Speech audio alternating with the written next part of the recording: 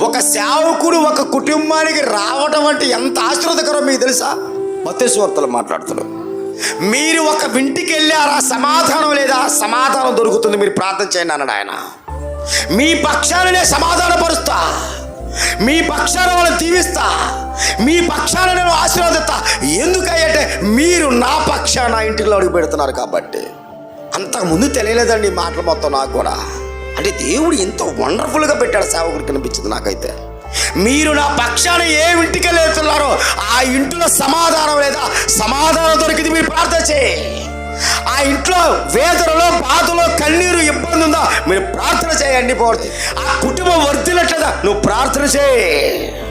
ఎందుకంటే నీ అడుగుతో ఆ ఇంటిలో ఉన్న ప్రతి ఒక్క జీవితం మారిపోతుంది. దానికి నేను ఉన్నాను అంటాడు దేవుడు. ఇది సేవకుడి దేవుడిచ్చిన గొప్ప ధన్యత.